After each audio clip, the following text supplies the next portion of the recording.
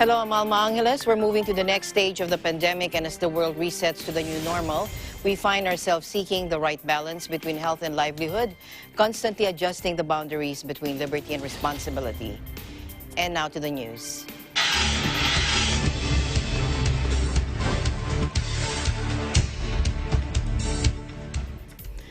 First, Dr. Mike Ryan, Executive Director of the World Health Organization's Health Emergencies Program, said they're concerned about some countries that are having difficulties in exiting the so-called lockdowns as they're seeing an uptick of cases as economies reopen. Take a look. The current uptick in cases in some countries can be represented, yes, as a second wave or a second peak. In other words, that the disease has not reached a very low level, maintained a low level, and then come back sometime later in the year. This is possibly in some countries related to reopening of society, remixing of people, and being in a situation without adequate social distancing, without adequate measures in place, and without adequate capacity to isolate, test and isolate suspect cases and quarantine contacts, the disease can return again. And we've certainly seen a number of countries where that phenomenon has happened, not necessarily at a national level, but in terms of a sub-national level. And countries have been working hard in Southeast Asia and other places to identify new clusters of disease and to break the chains of transmission. So it's not surprising at all that any country coming out of a so-called lockdown can have clusters of disease, re-emergence of disease in clusters. That's not necessarily a second wave. That is just a result of, many of you as journalists have asked us, there is a careful balance to be struck between keeping everyone at home and continuing to completely suppress transmission of COVID-19 and the untoward effects of that on the economy and society. And that's not an easy balance. This is a public health dilemma, and it's one that has to be carefully managed and balanced by every government every minute of every day. And there are no correct answers in that regard. There is no playbook that can be written. He said countries coming out of lockdowns to contain COVID-19 spread must strike a careful balance between public safety and the need to avert further damage to their economies. Dr. Ryan reiterated the WHO advice on the need for strong national public health surveillance to determine where the virus is increasing so that authorities can take action.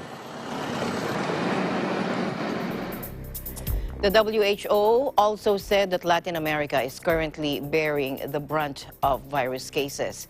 Brazil on Friday claimed the unenviable position of having the second highest coronavirus death toll worldwide behind the United States, where several states have posted record daily case totals, signaling the crisis is far from over. Take a look. So from that perspective, yes, the situation in Brazil is of concern. All 27 areas are affected. We've seen different rates of infection. There are clear hotspots in heavily populated areas. There are clearly differential impacts in different populations. We've seen the impact in Amazonas. But overall, the health system is still coping in Brazil, though having said that, with the sustained number of severe cases, that remains to be seen, and clearly the health system in Brazil across the country needs significant support in order to sustain its effort in this regard. But the data we have at the moment supports a system under pressure, but a system still coping with the number of severe cases. As informações que nós temos, pode ser que esteja equivocado, mas na totalidade, ou em grande parte, né, ninguém perdeu a vida por falta de respirador ou leite de UTI. Tá? Pode ser que tenha acontecido um caso ou outro, mas inclusive tem um hospital de campanha perto de você, tem um hospital público, né? Arranja uma maneira de entrar e filmar. Muita gente está fazendo isso, mas mais gente tem que fazer para mostrar se os leitos estão ocupados ou não. Tá? Brazil's COVID-19 death toll has overtaken that of the United Kingdom to become the second highest in the world after the United States, according to numbers released by the Brazilian Health Ministry. Brazil reported a total of 828,810 confirmed cases of coronavirus, with 25,982 new infections in the last 24 hours and another 909 fatalities, raising the death toll to 41,828.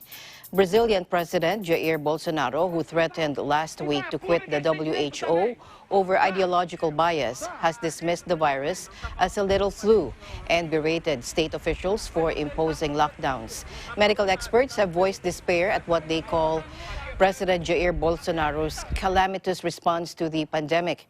During a live broadcast on Thursday, President Bolsonaro defended his response as designed to protect the economy and jobs. He also accused Brazilian journalists of focusing too much on the dead in order to produce, quote, funeral TV. He even claimed that one former health minister, Luis Enrique Mandetta, had produced fictitious COVID-19 statistics. In a bid to keep Brazilians at home, he also said the aim was to disseminate terror. President Bolsonaro also insinuated his rivals were deliberately exaggerating the number of COVID-19 deaths in their states. Latin America is the latest epicenter in the world's battle with the novel coronavirus, which emerged in China late last year, and the region has recorded more than 1.5 million infections and 76,000 deaths, with no signs the virus is slowing. With endless, exhausting shifts, low salaries, and the dread of bringing the disease home, nurses and medical aides in Brazil have been on the front lines of the coronavirus epidemic, which has killed more than 180 of their colleagues. Hans Bosen is 40 hours into his 72-hour work week, but despite his marathon nursing shifts and the pandemic claiming an alarming number of his colleagues' lives in Brazil, he barely looks tired. Bosen works 3 jobs to provide for his wife and 2-year-old daughter at 2 different hospitals and a mobile emergency unit. Take a look. Enfermagem, na minha percepção de profissional, acho que a gente é muito desvalorizado pela realidade que nós vivemos. Se você botar hoje na ponta do lápis, nós hoje, a enfermagem, está de frente, direto com um paciente, direto com o vírus, direto nessa zona de guerra, né, vamos dizer assim. E nem sempre todo mundo vê dessa maneira. Nisso acho que não tinha tanto EPI como tem agora, acho que está bastante disponibilizado. Mas eu acho que é sobrecarga de trabalho também. Que automaticamente, você como trabalha muito, a sua imunidade cai, sua imunidade diminui. Então isso faz com que você se desgaste e o corpo tenta se repor de alguma maneira, você se alimentando bem, etc. Você acaba não se alimentando bem, você trabalha de um plantão para o outro. Né? Isso é muito importante, o nosso trabalho, né? Nós estamos na linha de frente, né? Cuidando, né? E também temos que nos proteger para nós não ficarmos doentes. Aqui na nossa área, né, muita gente ficou doente, muitos amigos faleceram, infelizmente. Mas essa, na minha opinião, Flávia, é a arte de cuidar.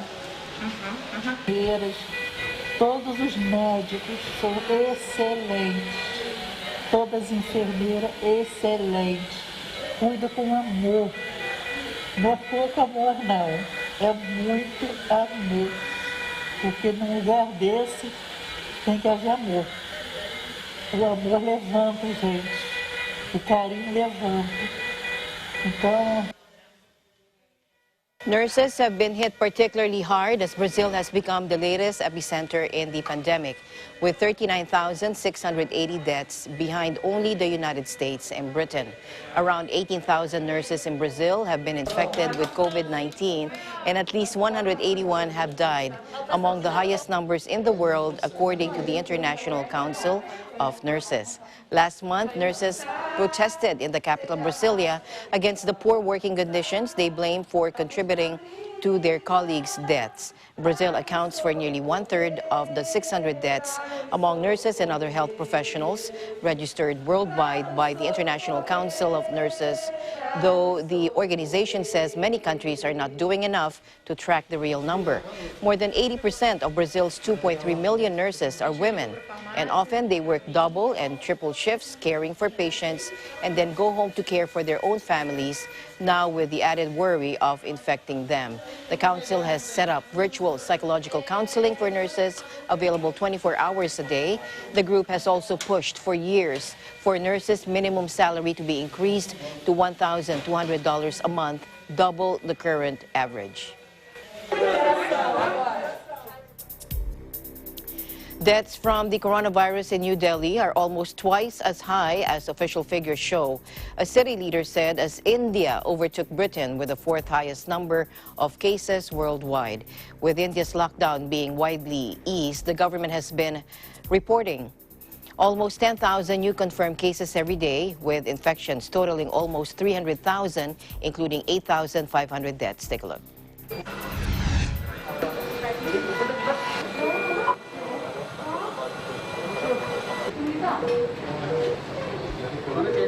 Obviously, we all have seen that the number of cases have increased in the last few days, and all our beds are 100% occupied.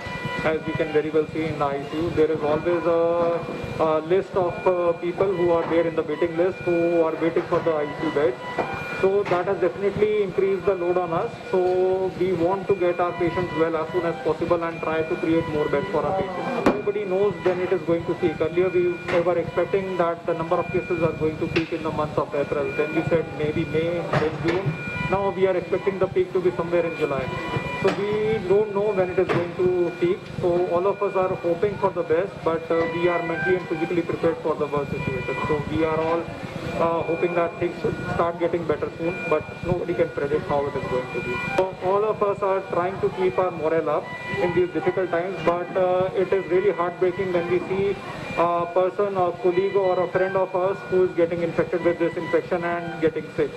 So that is definitely a heartbreaker, and but we have to keep ourselves motivated enough to come in every day and deal with such critical patients. Densely populated megacities such as Delhi and Mumbai are the worst affected, stretching hospitals to breaking point. In New Delhi, the situation is particularly dire, with the city government this week predicting the caseload will balloon 20-fold to more than 500,000 by the end of July, which the healthcare system appears woefully ill-prepared for. And this hospital you see here has had to transform drastically, demarcating green and red zones, as well as converting the maternity section into a coronavirus care facility. Financial capital Mumbai is officially India's worst affected city, with almost 2,000 fatalities, and parts of the Dharavi area in Mumbai, one of Asia's largest slums, have been under strict months-long lockdown. The number of new cases has been easing, with 20 new infections confirmed on Friday. The death toll in the southern city of Chennai, meanwhile, is at least 460, more than double the official figure, according to media reports this week. Now, despite the surge in cases nationally, which is being mirrored elsewhere in South Asia, Prime Minister Narendra Modi's government has declared the lockdown a success and has been steadily lifting restrictions. Meanwhile, parts of Beijing were placed under lockdown on Saturday as 6 new domestic coronavirus cases were reported, fueling fears of a resurgence in local transmission. People were prevented from leaving their homes at 11 residential estates in South Beijing's Fengtai district after most of the cases were linked to a nearby meat market. Beijing's first COVID-19 case in 2 months, announced on Thursday, had visited Xinfadi meat market last week and had no recent travel history outside the city. Among the 6 new domestic cases announced Saturday were 3 Xinfadi market workers, 1 market visitor, and 2 employees at the China Meat Research Center, 7 kilometers away. One of the employees had visited the market last week. Now, the chairman of the Xinfadi meat wholesale market told state-run Beijing News that the virus was detected on chopping boards used to handle imported salmon, stoking fears over the hygiene of Beijing's food supply. Beijing's market supervision authorities ordered a citywide food safety inspection focusing on fresh and frozen meat, poultry and fish in supermarkets, warehouses, and catering services. Major supermarket chains, including Walmart and Carrefour, removed all stocks of salmon overnight in the capital, but said supplies of other products would not be affected, according to Beijing Daily. Now, some Beijing restaurants were not serving any salmon on Saturday, According to reporters, Beijing authorities also announced a mass COVID-19 testing campaign of anyone who had had close contact with the Sinfadi market since May 30 after they tested over 5,000 environmental samples from farmers markets and large supermarkets across the city on Friday. Meanwhile, Ireland is inching back to life as lockdown there eased. Rowana Bianca Arino joins us live from Ireland. Hello, Rowana. Hi, Alma. How are you doing? I'm good. I'm doing good. How are you doing? It's great to hear. But I'm doing good as well. Very good. So your Ireland is slowly coming back to life. Yes, it is. So for my updates, Ireland shops and workplaces lurched back to life on Monday as the nation pressed ahead with its plan to lift coronavirus lockdown restrictions ahead of schedule. All shops were permitted to trade and travel limits were massively relaxed in a dramatic acceleration of the government's reopening plans. By midday, Dublin's well-known Grafton Street was thronging with people all throughout many outlets remained boarded up. Staff in face masks and visors guided shoppers into small queues outside premises. Inside were bottles of hand sanitizer and one-way walking paths marked on aisles. The city officials have also installed new public toilets on the street as restaurants and pubs are yet to open their doors. And for some bookstores, only 12 shoppers were allowed to browse the shelves at a time. Let's hear some of the thoughts of the locals. It's a kind of, we're really unsure. It's the first day, but this is kind of heartening. There's been like more customers, to be honest, than I would have expected that was to come in. So, you know, fingers crossed, basically. It's I suppose the word I'd think of is surreal at the moment, in that we're retailing in a way that we've never done before. I think judging not everyone is kind of practicing social distancing because obviously you haven't seen people in the longest time, so I'm not surprised.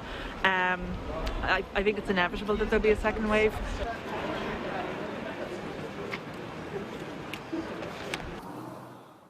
Employees are encouraged to return to their workplaces with social distancing in place. This is Ireland's largest step yet since lockdown was imposed in March. This is a great day for our country, Health Minister Simon Harris told state broadcaster on RTE. It's a day of hope, it's a day that we weren't guaranteed to get to, he said. Last week was the first since the start of March in which Dublin had fewer than 100 weekly cases of COVID-19 diagnosed. The Central Statistics Office has confirmed that in its fourth bulletin of COVID-19 insights, the CSO said that there were 54 new cases in County Dublin in the week ending June 5th, down from a peak of 1,896 cases in the week ending March 27th. Ireland has suffered 1,705 deaths in the outbreak, according to the latest official figures. Deaths recorded in a single day peaked at 77 in mid-April, but recent figures said it had just fallen to 1. Prime Minister Leo Varadkar announced the accelerated easing of restrictions and brought forward the planned date to drop almost all coronavirus containment measures from August to July. Under the new blueprints, social home visits were permitted for the first time, with up to 6 allowed to meet.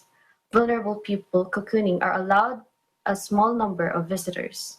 Meanwhile, citizens were allowed to travel anywhere in the county of residence or up to 20 kilometers from home, in an unexpected extension in the previous 5-kilometer limit. While easing of restrictions are taking place, a note of caution is still being spread as radio broadcasts urge citizens to stay local.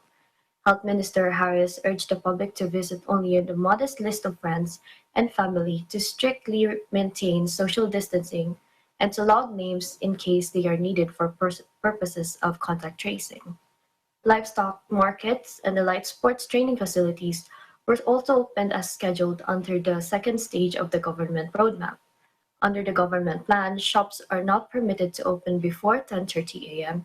in order to prevent overcrowding on public transport and will allocate time for vulnerable customers. Shopping centers will not reopen until next week and must put in place measures to prevent the public congregating in shared places. Irish Prime Minister Leo Varadkar said over the last few months, fear has exerted a kind of gravity pulling us down. But now we find there is hope uplifting us again. Back to you, Alma. All right. Rowana, does this, with the opening of now of the shops and a number of retail centers there in Ireland, how is it looking with the possible return of students down the line?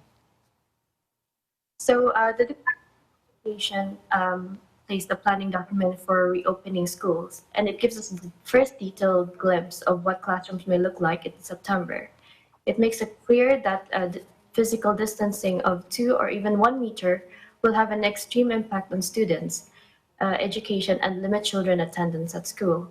Instead, makes a case for a different approach to physical distancing in schools than in the rest of the society, through the creation of class bubbles where no social distancing would be required.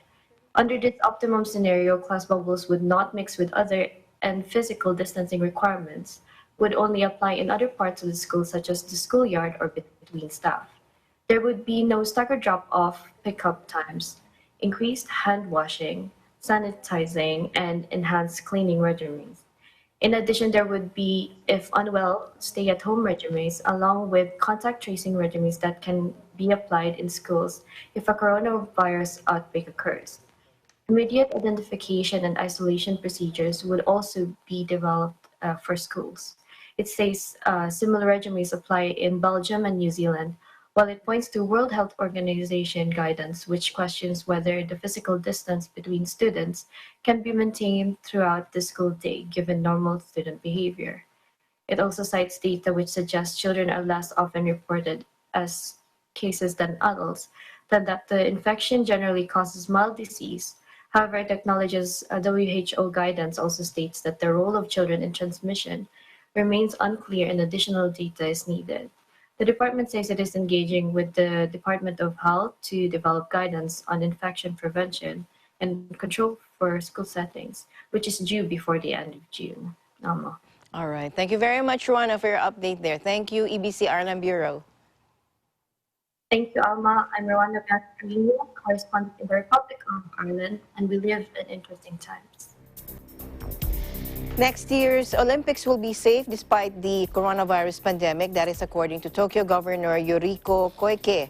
And she pledged a 120% effort to ensure the first ever postponed games can go ahead. Take a look. 2020年、現実には2021年になりますが、夏の大会、東京における夏の大会は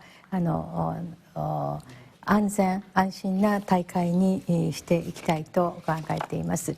でそれは新型コロナウイルスに打ち勝った人類が打ち勝ったその戦いの証になるべく努めていきたいと思います。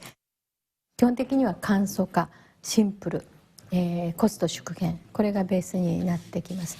でまた応援に来る方にとってもアスリートにとっても安心で安全な環境づくりということで、それらについては検査をどうするのか、このソーシャルディスタンスをどれぐらい取るのかなどについてはこれからの話し合いによると思います。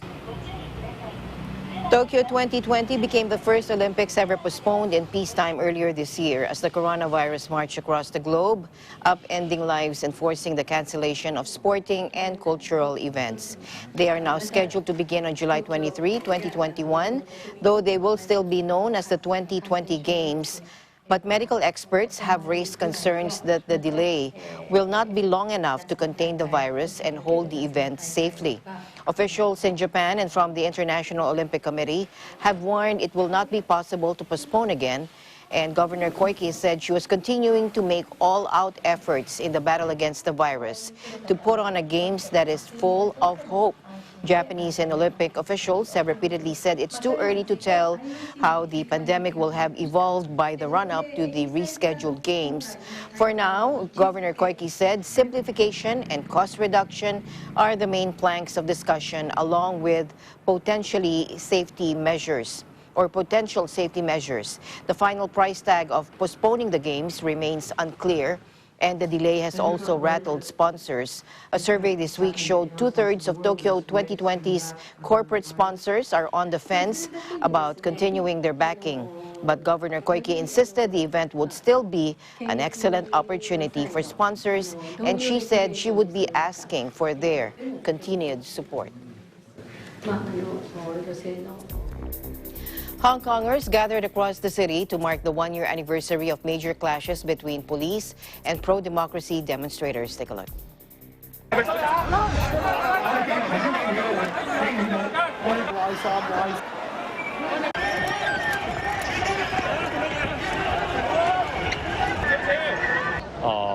A little bit worried, yeah, a little bit worried because no more security in our heart. Yeah, yes, yeah. I'm coming here to see what will happen because something unfair happened in Hong Kong, and I know there are some angriness in Hong Kong people. So that I want to see what will happen and share the angriness. Yeah. We don't know what can we do, but we still have to do something. So we stand here. Maybe looking for someone to stand with me together to find some hope from this land. Last year here is the big protest in Hong Kong, and we fight for something for, like, for example, the freedom. But it's already 1 year, but nothing we can get. But we lost many things, so we want to. The Financial Hub's protest movement kicked off on June 9 last year with a huge march against an unpopular bill that would have allowed extraditions to the Chinese mainland.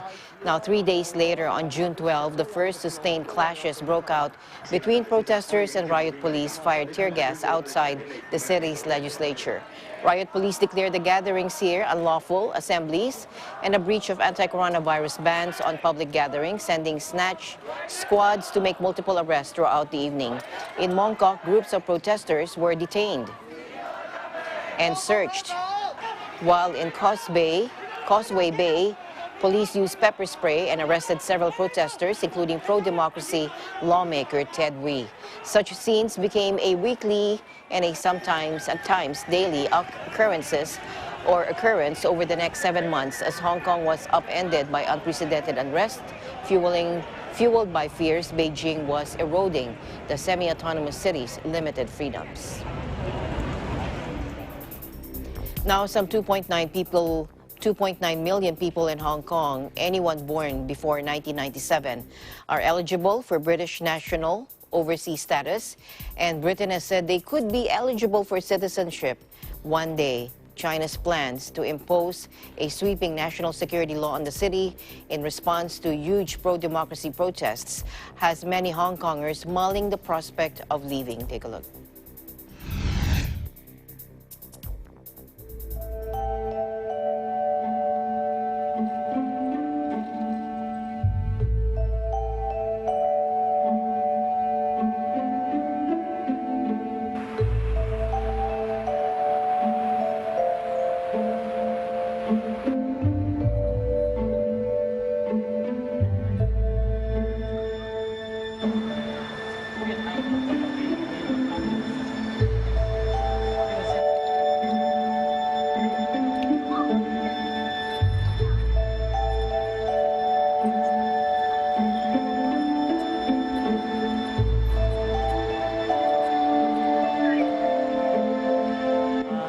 Hong Kong to me was and still a home to me, but in recent nights I find that the situation has become worse and the deterioration of the system has worried and scared me. I would like to say to them that they are not abandoned. For me, for example, I'm just trying to figure another way to try to fight for Hong Kong. I'm not escaping from the city. And to me, this will always be home to me. And we are always hands and feet. We are brothers and sisters. It is hard to do anything more in this city because you know that every single objections will be met with an iron fist.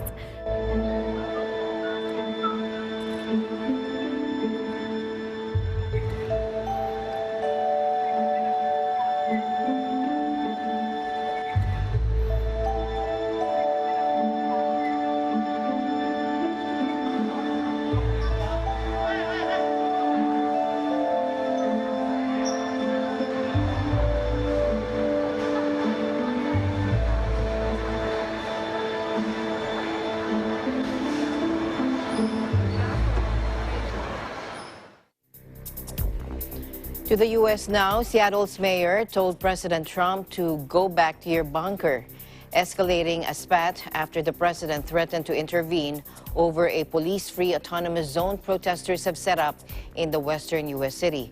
The reference to a bunker was a nod to reports that President Trump was rushed by Secret Service agents to a secure area in the White House as demonstrations against racism and police brutality sparked by the death of George Floyd reached the president's residence. Take a look.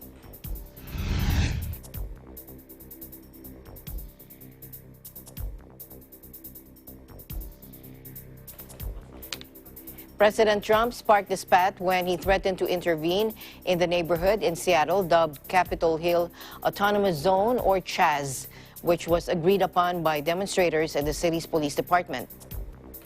Take back your city now. If you don't do it, I will, Trump warned Mayor Jenny Durkan and Washington State Governor Jay Inslee, both Democrats, in a tweet late Wednesday, calling the protesters domestic terrorists who have taken over Seattle.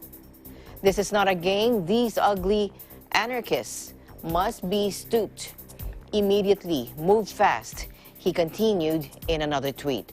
Mayor Jenny Durkan replied, urging President Trump to make us all safe. Go back to your bunker, with Inslee joining in the Twitter mockery of President Trump. A man who's totally incapable of governing should stay out of Washington State's business. Stoop tweeting, Inslee wrote. Protests have taken place across the country following the death of Floyd, an unarmed black man killed in police custody in Minneapolis on May 25. Officials in Seattle have denied reports that left-wing activists are behind the setting up of the autonomous zone. In the CHAZ area Thursday, there were tents with supplies for volunteer medics, as well as free gourmet food donated by local restaurants, along with fruit, snacks, and water bottles for the taking. The sunny afternoon gathering had a relaxed air, with people of all ages, including mothers with children, milling around the car-free streets. At one point, a crowd locked arms and prevented two police officers from reaching a boarded-up police station in the area.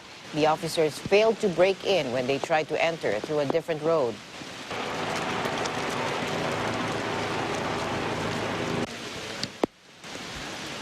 I feel like today's march is different because it's very peaceful, it's silent, and I feel like this silence right now is golden.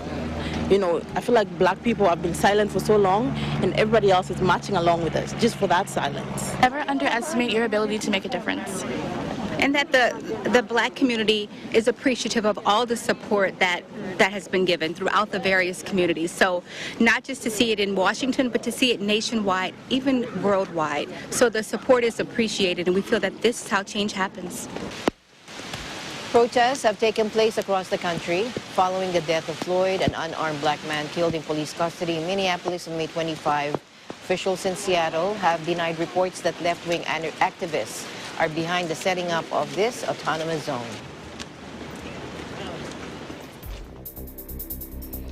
Local youth have led the Black Lives Matter protests in South San Francisco. Rachel Ann Martin reports.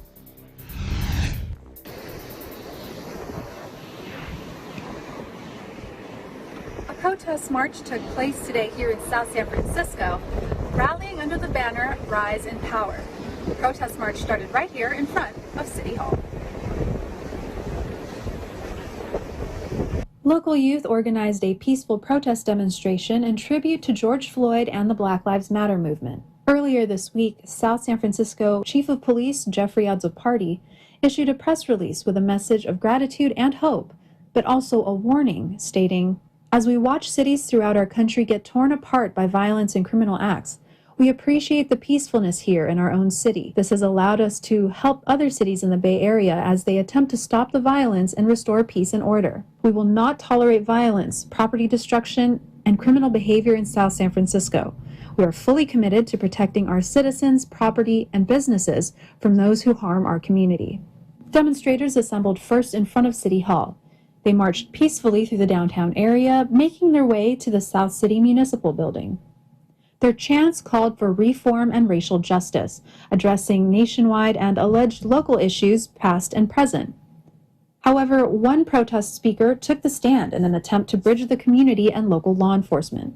You know, it's not us versus them, it's not us versus the cops. Everybody is here together, everybody is here to show their support. I believe that though the cops may have had a questionable past, if they're willing to be here for the right things, if they're willing to take a knee with us, support us in this cause, that should be recognized. During this week, other youth-led protests were held in San Francisco's Mission District and San Mateo County. Demonstrations are expected to continue across the Bay Area, with city officials working hard to preserve the peace. From San Francisco, California, I'm Rachel Ann Martin, Eagle News. We live in interesting times. New York Governor Andrew Cuomo signed a police reform legislative package in a move that makes officers more accountable and criminalizes chokeholds and other controversial restraints. Take a look. I'm going to sign an executive order today. Will require local governments and police departments all across the state, about 500, to develop a plan that reinvents and modernizes police strategies and programs in their community. This is systemic reform of police departments. This is sitting down and taking a look at exactly what they do and have been doing and looking at it through a new lens of reform and reinvention. We're not going to fund police agencies in this state that do not look at what has been happening, come to terms with it, and reform themselves. We're not going to be, as a state government, subsidizing improper police tactics. We're not doing it. Congratulations, the bills are signed. Yeah. Democrats unveiled a package of reforms this week aimed at ending police brutality. The legislation would ban chokeholds, make it easier to prosecute officers for abuse, require anti-racism training, and bar fired personnel from working in police forces in other districts. It would also restrict police departments' use of qualified immunity, which shields officers from being held personally responsible for wrongdoing. Now, some bills, including body camera legislation, drew support from Republicans who opposed legislation that repealed a state law long used to block the release of police disciplinary records over concerns about officers' privacy. Eliminating the law known as Section 50A would make complaints against officers, as well as transcripts and final dispositions of disciplinary proceedings, public for the first time in decades. Meanwhile, Canadian Prime Minister Justin Trudeau called for an independent investigation after a shocking video showing the arrest of an Indigenous chief by federal police. Take a look. The video, filmed and released by the Royal Canadian Mounted Police, show an officer rushing at Chief Alan Adam on March 10 during an encounter over an expired license plate. The officer tackled Adam and punched him in the face. In the dashcam video broadcast by several Canadian media, Adam has a heated exchange with a police officer outside a casino in the province of Alberta. The tense situation degenerates quickly when the officer tried to handcuff Adam's wife, and a second officer is seen tackling Adam to the ground and punching him in the face. We have all now seen the shocking video of Chief Adam's arrest, and we must get to the bottom of this. Like many people, I have serious questions about what happened. The independent investigation must be transparent and be carried out so that we get answers. At the same time, though, we also know that this is not an isolated incident. Far too many Black Canadians and Indigenous people do not feel safe around police. It's unacceptable. And as governments, we have to change that. In my discussion with the premiers yesterday evening, I brought this up. All leaders were united in condemning racism and in agreeing that we must do more to combat it. I raised with them some of the ways we can work together moving forward, including on practical things like the adoption of body cameras. This is something I've already discussed with RCMP Commissioner Lucky. But reforms are needed at all levels of policing, and these reforms need to happen quickly.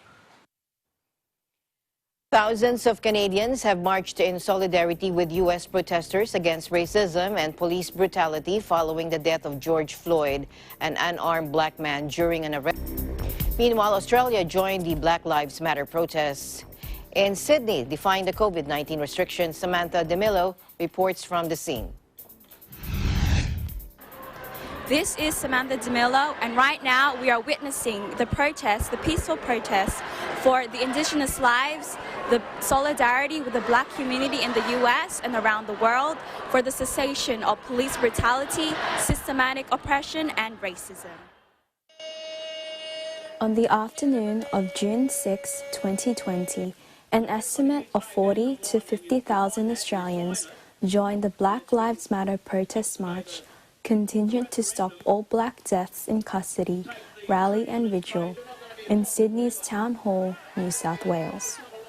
Although discouraged by the government because of the existing restrictions of no public gatherings of more than 10, it was an authorised assembly by the Court of Appeals. The event was held in solidarity to the Black Lives Matter movement in the US, which was further fueled now by what happened to George Floyd, who was killed during an arrest by the police in Minneapolis. To recall, on the 25th of May 2020, he died uttering the words, "I can't breathe," which marked the international human rights movement to once again fight for justice and campaign against violence and systemic racism. The tragic event reminded the world to avoid staying silent and rather use their voices in raising awareness that Black lives matter. Moreover, this event was held to show support to the Aboriginal community and to highlight and put an end to the Black deaths in custodies on our own Australian soils. This is the most amazing march I've ever been in for our country and for our people all over the world. It needs to be said and needs to be done. Finally, we need peace and harmony.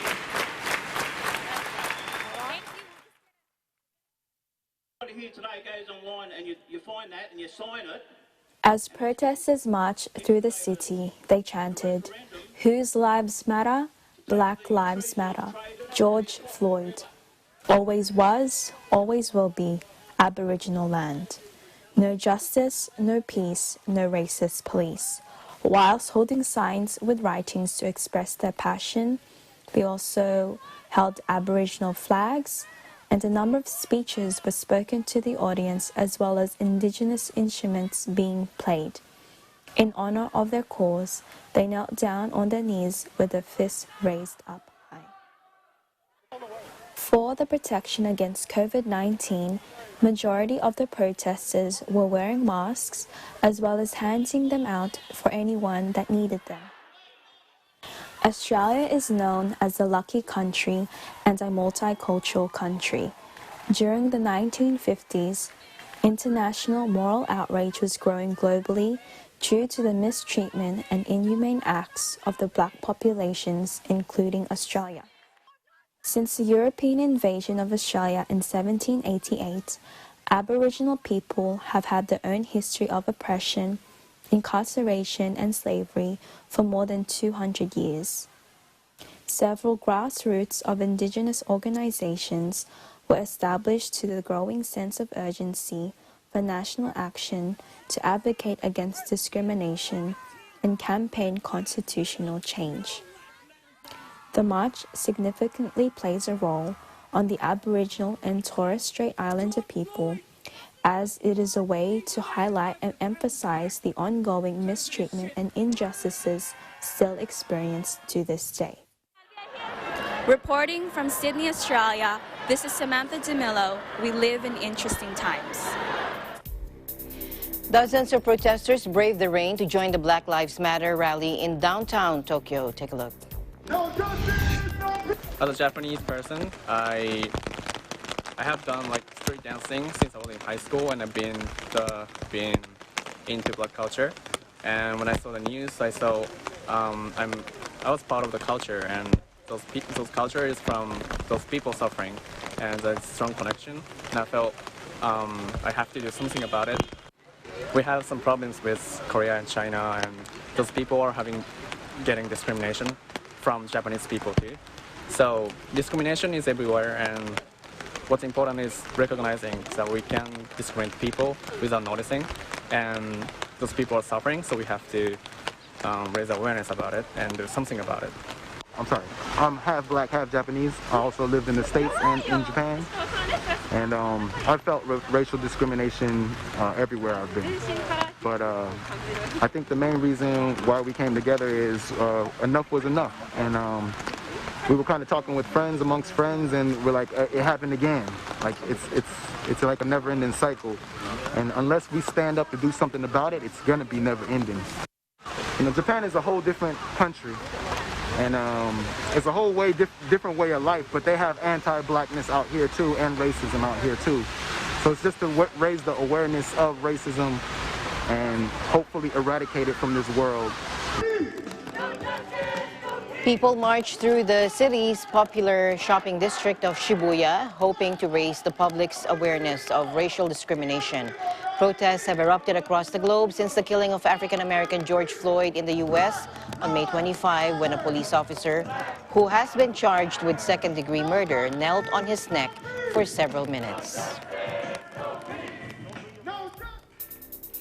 Meanwhile, hundreds protested for a second night over the Lebanese authorities' handling of a deepening economic crisis, despite the government pledging to inject dollars into the market to bolster the sagging currency. Take a look.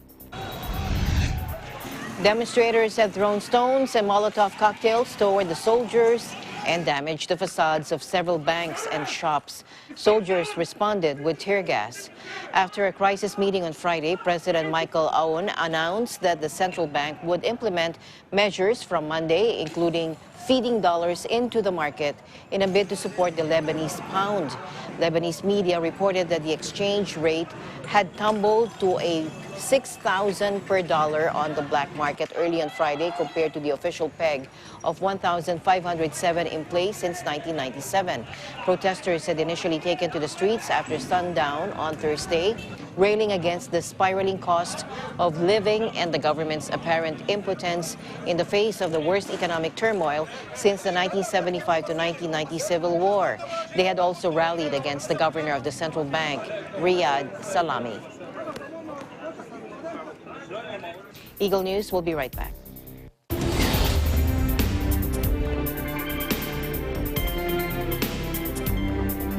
Mula noon hanggang ngayon, gabay natin ang MTRCB ratings sa matalino at responsableng panonood.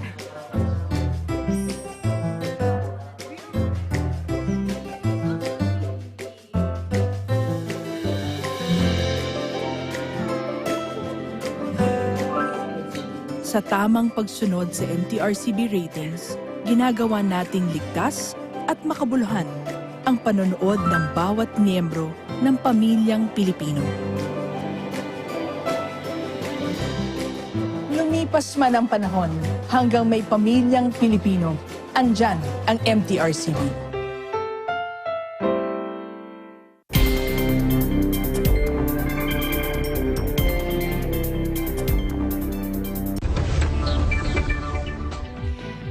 The Special Envoy on Financing for the 2030 Agenda for Sustainable Development, Mahmoud Mohyeldin, said there's a serious risk that we will not achieve the Sustainable Development Goals on time because of the effects of the pandemic. Let's listen in.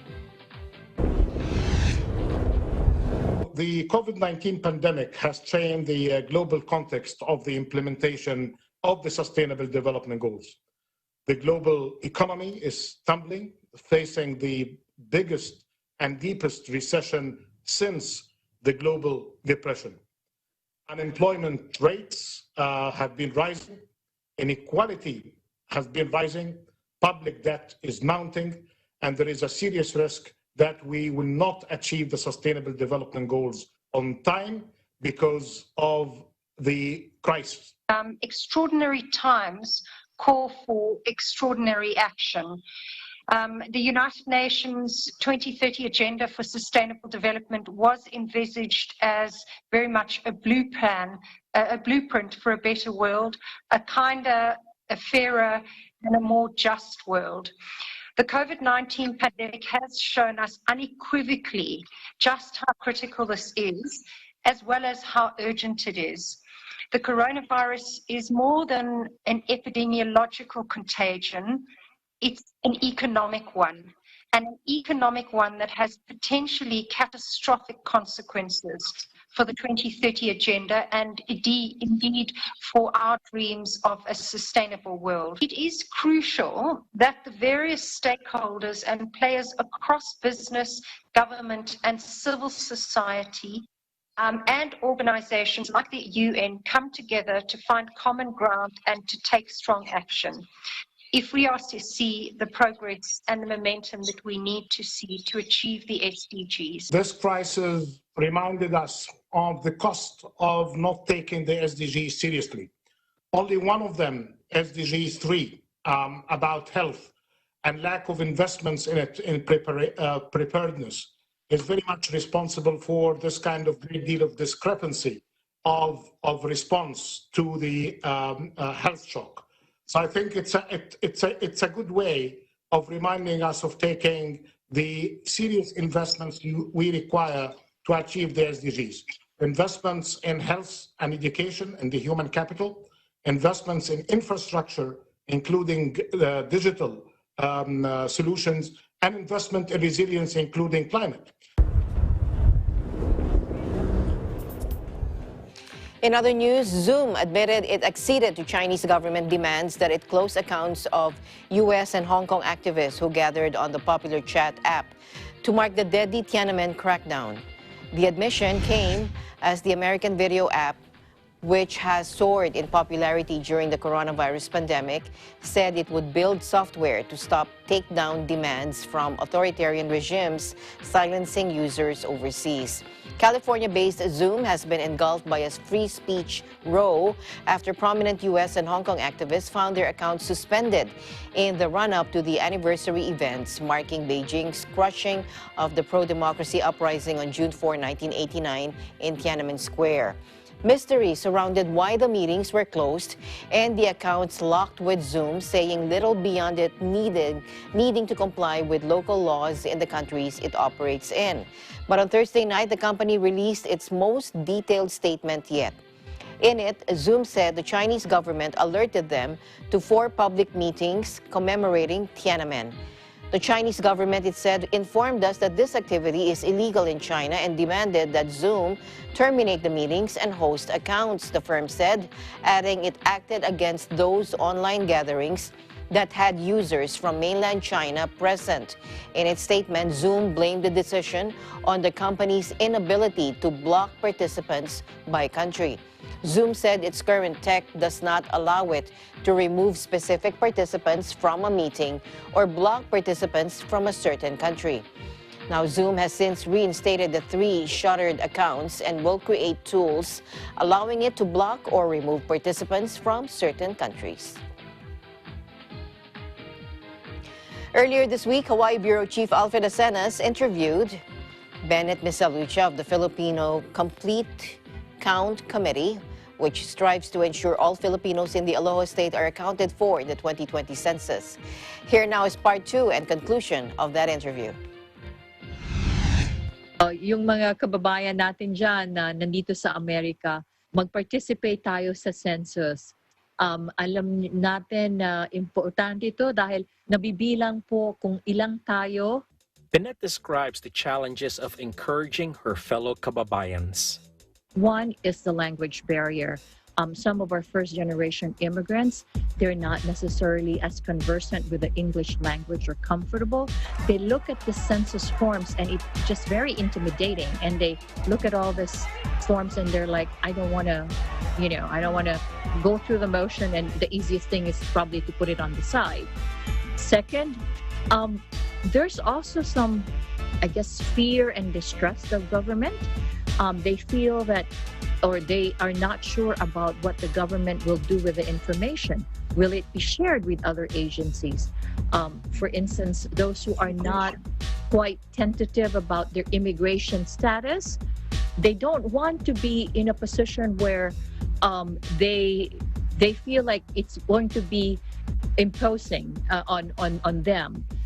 But actually, immigration status is not on the census forms. It's not being asked. One of the other questions is it confidential? Is it safe? Well, they're not going to be asking you about your social security number or anything like that. Nothing that, or your bank accounts. Well, if you're getting that means it's not from the census. One of the things that I want to clarify, because there seems to be some confusion about it. You do not have to be a citizen to be counted in the census.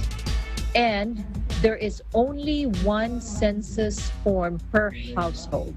So that form has to actually count every member who live in the house.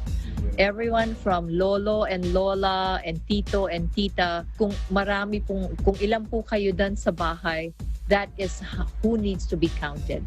Pero hindi po kailangan ang citizenship. Ito po is safe.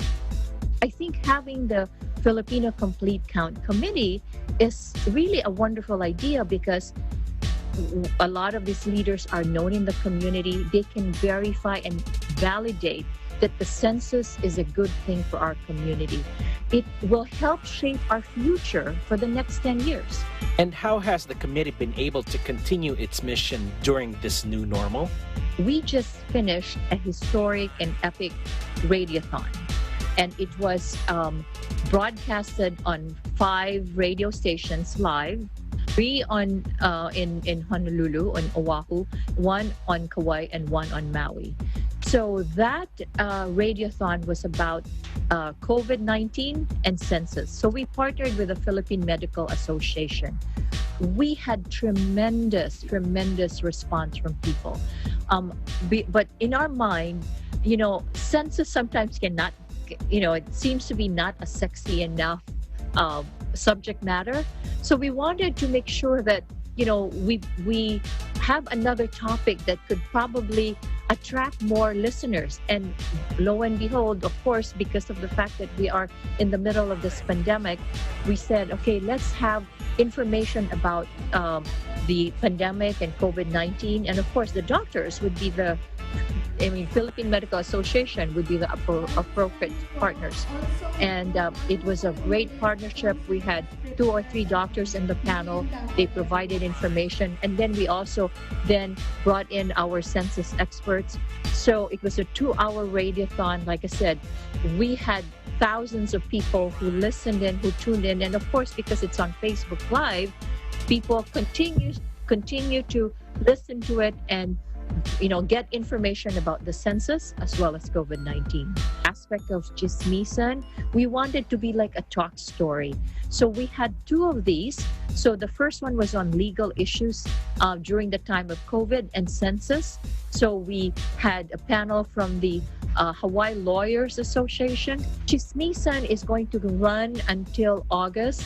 And with each one, we have like maybe 15,000 listeners and viewers, and that's why we are reaching a vast number of audience compared to the census fairs that we originally thought we would do. So in a way, it was a blessing in disguise, right? Because now we're actually reaching out and being more creative in trying to get our message across.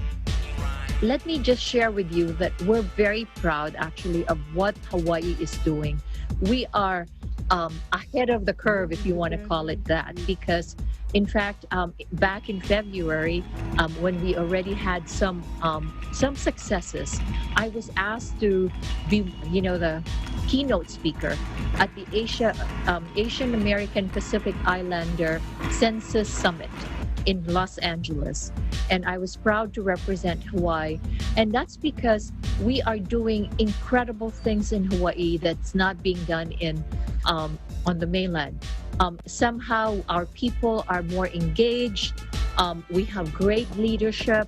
And I think there's, from the community standpoint, excitement to spread the word, to spread the message about census. Fellow kababayans, this is a very important exercise. Being counted is very much a part of who we are as Americans. It is a time to shape our future. So I ask of you to please complete your census. It is easy, it is safe, the information is confidential, it will not be shared with any agency. So I hope you would take the time to complete the census because this is important to us and to our children and to the future of our community. Reporting from Honolulu, Hawaii, I'm Alfred Asenas, Eagle News. We live in interesting times. Thank you, Alfred. Before we go, I would like to greet our dear brother, June Santos, a very happy birthday. And also, I would also like to greet our dear director, Chris Narvaez. Happy birthday. Happy birthday po sa inyo. All right, so in time of physical and emotional distance, we also give importance to the unsung service delivered by our frontliners, our news correspondents positioned all over the world. Without them, we would not have the eagle eye focus on the facts of this pandemic and its continuing repercussions on our lives.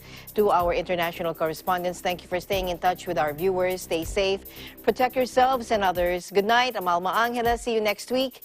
We live in interesting times.